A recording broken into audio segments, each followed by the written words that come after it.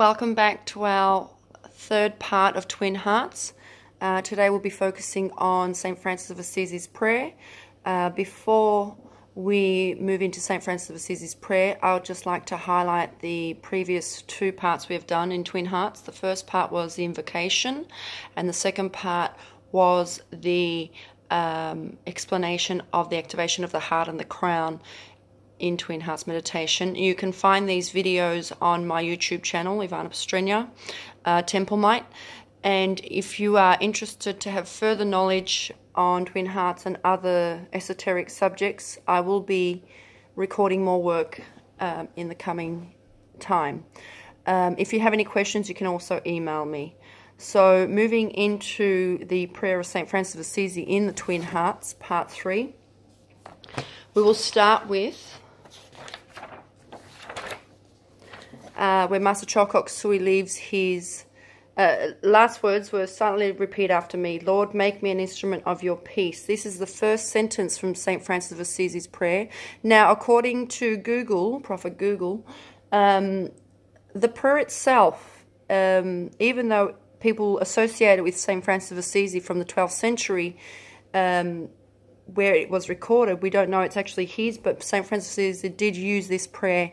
St. Francis of Assisi was born in 1182 and died at age 44, and he was known for his love of animals and nature, and he also was known for giving up his luxury life that he had, a family who was very wealthy, and he left that all behind at age 20 and devoted his life to Christianity, spreading his brotherhood and the work of God through the Bible.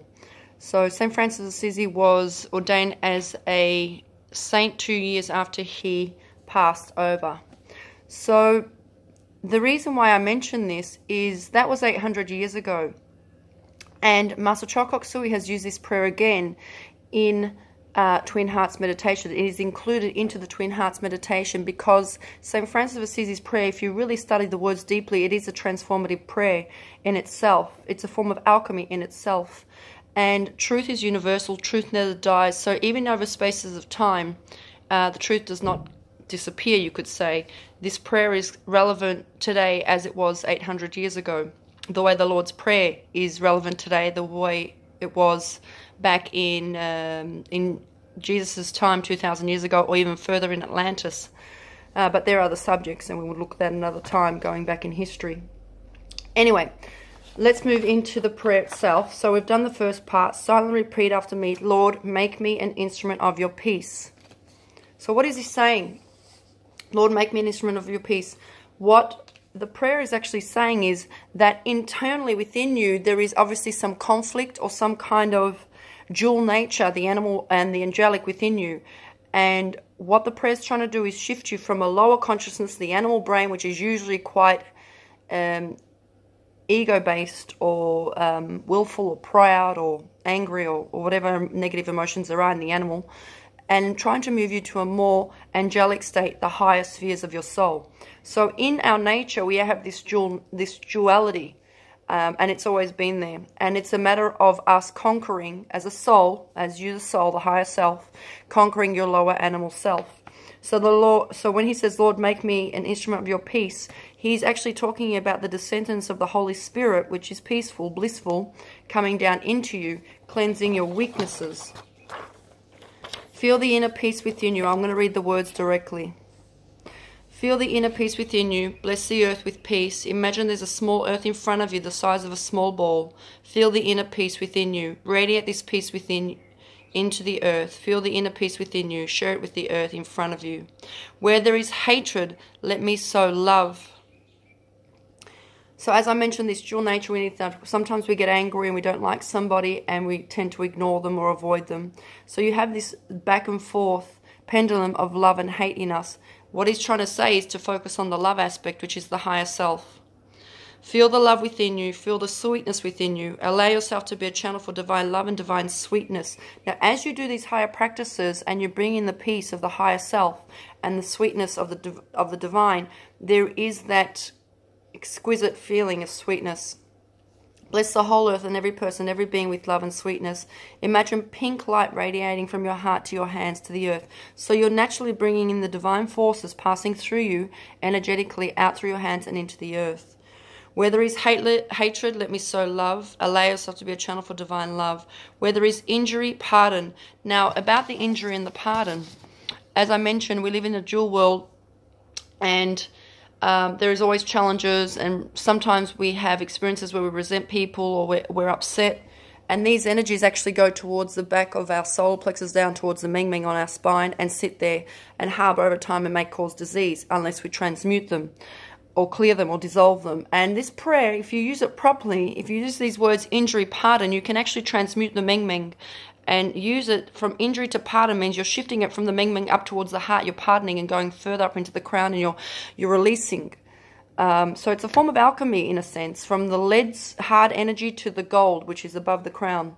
Bless the earth with the spirit of reconciliation, with the spirit of understanding, harmony, and divine peace. These are higher spheres. These are higher soul spheres, where there is despair, hope, doubt, faith. Now, he always refers back to the faith part, Sharanagati, which I've talked to you about, which is devotion, which is absolute bhakti yoga, which is known in the Hindu tradition, bhakti yoga, devotion to God.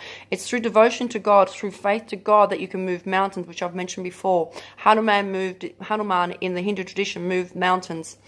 And it's the same with prayer. I've noticed in Australia, when I'm with certain groups who do very intense prayers, they actually help and heal people through prayer. Prayer is very potent. So this is a form of prayer. Now, allow yourself to be a channel for divine hope and divine faith. Bless the whole earth with hope and faith. Bless people who are having a difficult time. Bless them with hope and faith. Bless them with the divine strength. Tell them you can make it. You are blessed with hope and faith. So the divine strength he's talking about, Master Cho used to say to me, I remember in class, he would say, build spiritual muscle, build spiritual muscle. And I'm thinking, what is he talking about, spiritual muscle? Because I was very young and I didn't know what was going on. And then I finally got it after many years of practice, suffering, joy, and all the emotions that come with spirituality.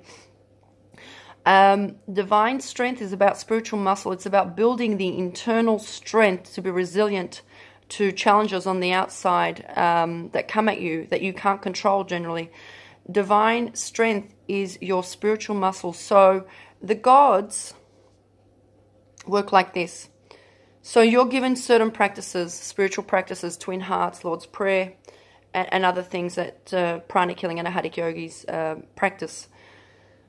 And as you move further down the path and you're in your career and you've got your family and you know, sorting out your finance, challenges will come and you'll be tested by your virtues. And sometimes the gods will how do I put this? The gods will test you by your virtues. So let's say you're about to get an inheritance of $1 million. And before that is released to you, a test is given, whether you find some money and whether you're going to give it back to that person or keep it for yourself. That's an actual test. Your virtues are being tested. And if you fail, that's where the gods will see what you're made of. And that's spiritual muscle. I don't know if I've explained that properly. It's where your virtues are so strong that the gods can trust you. And more will be given to you the more that they can trust you. So your virtues are fundamental. That's why he's talking about divine strength, because temptation is always there. The dual nature, the animal self, is always there. The temptation from the animal nature is there. And that is a constant inner battle, a constant back and forth. You could say a pendulum swinging from hate to love, from positive to negative. But the middle path is actually the Christ force, the white light, Master Choa Kok middle path, the virtues. So the pendulum may swing, but you should always focus on integrating into the middle and up towards God. I hope that makes sense. I know there's a lot of concepts there I'm working with, but I hope you can keep up. Okay. Now, where were we? Divine strength. Tell them you can make it. You are blessed with hope and faith. Where there is darkness, light, sadness, joy. Now, the darkness, light, sadness, joy. This is a big one. When you look at this concept of him writing darkness, light, again, darkness, light, sadness, joy, swinging of the pendulum, the internal pendulum. But if you focus on the middle, if you integrate the two, you'll go up towards God. Darkness, light. So when you're in a dark room and you light a candle, you just notice that the light radiates 360 degrees. And as you increase the light of the candle, the darkness disappears over time. And the light prevails. And the light continues to emanate stronger and stronger. That is the same with your spiritual practice. When you ignite the light doing Twin Hearts within you, your light becomes stronger and stronger over time, and you will become magnetic and you'll become bright. And it will be revealing to you also, because the darkness is there, it will show in that dark light parts of you that you haven't looked at that you have to work on. And there'll be, as I said, challenges that will be needing to be worked out. That's what the light does. Now, the sadness and the joy, they're the two pendulum swings again. Extremes, positive and negative. Sadness, if you go into a dark room and it's absolute pitch black, you'll get sad. But if you actually stand under the sun on a bright sunny day and you feel the radiance of the sun on you, the warmth and the heat of the sun, you'll feel joyous. There's a natural glow within you. So light and joy are linked. Yeah, darkness and sadness are linked. You need to be aware of these and be aware of them within you. Now, the sun usually sits here. Even though this is the solar plexus, we talk about the chest area as the solar plexus. Solar means sun. The actual heart center is the sun. It's the higher form. So be aware of that, because you'll actually see in the Christian traditions there's certain fires that they'll have on pictures showing fire, which is the sun to some degree. And then you have the higher sun, which you'll see in gold emanating and halos and things like that in the Christian traditions.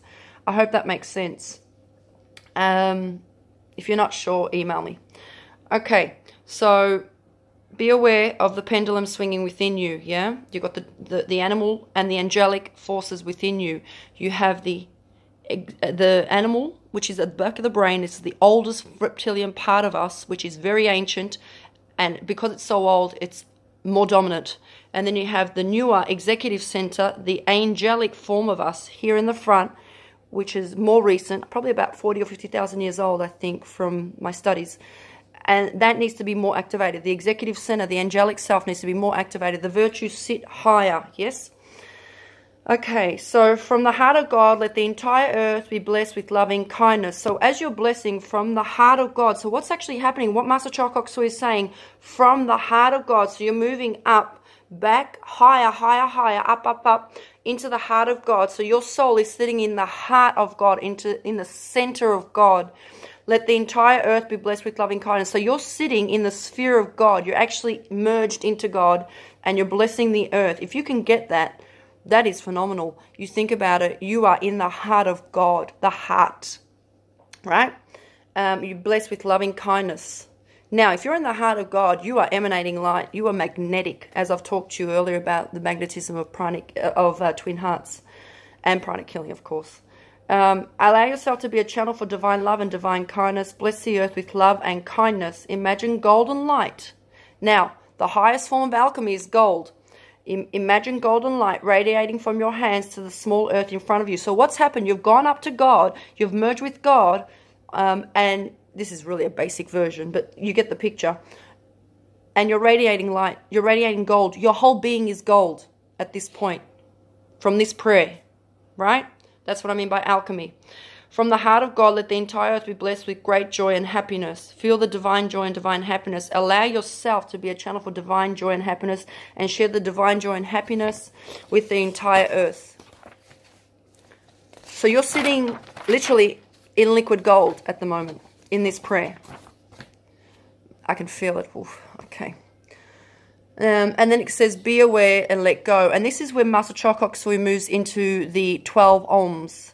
And you go into the silence. And Master Choa used to always say to me, focus on the gap between the Oms, which is the next part of our discussion on Twin Hearts. But before we move into the 12 Oms, just finishing off on St. Francis of Assisi's prayer, I remember St. Paul said in the Bible, sow a soul body, which is the astral body, but rise as a spiritual body. What does that mean? I'm going to say that again. St. Paul in Corinthians 1 says, sow a soul body, which is the astral body, but rise as a spiritual body. What he's talking about here is you're born with an astral, etheric, mental body, right? You're born with an astral body, and the astral body has that positive and negative, that pendulum swinging, yeah? The animal and the angelic in a war. And it is trying to say, this statement, you're born with the astral body, but by the end of your incarnation, the spiritual self, the higher self, should have incarnated into the astral and taken over this animal. So the angelic is in its full imbued state within your being, within your kingdom, within your aura. So the spiritual self should be fully awakened in you, which means the virtues are fully awakened in you, which means the greatness of your soul is fully awake. The cities within you, the gifts within you are awake, and you're walking as a saint on this earth. Now, that is an extremely great goal to reach. I'm far from it, and I feel that incarnation after incarnation, we are slowly moving forward. So it takes a long time to process these virtues into us and learn the lessons, especially when the karmas start coming through after 33 to 35. You'll start to feel the pinch. And that's where the tests really start, to see how much your soul is able to handle and how much the virtues are anchored in you. So this prayer of St. Francis of Assisi is really focusing on you, bringing in the spiritual self, the higher self, into the animal within you. It is conquering the animal within you. I hope that makes sense. I hope the explanation of St. Francis of Assisi's prayer is very clear in you. Even though it's 800 years old, this prayer, according to Prophet Google, truth is universal and truth doesn't disappear. The way the Lord's Prayer has not disappeared and is still relevant today as it was 2,000 years ago and further back. There is truth in virtues, there is truth in light, and there's truth in this St. Francis of Assisi's prayer. I hope you got something out of this. I hope you understand the deeper alchemy of Twin Hearts and Master Choa Kok Sui's work. Thank you for listening. Thank you for being a part of this journey of transforming your soul into greater light. Thank you.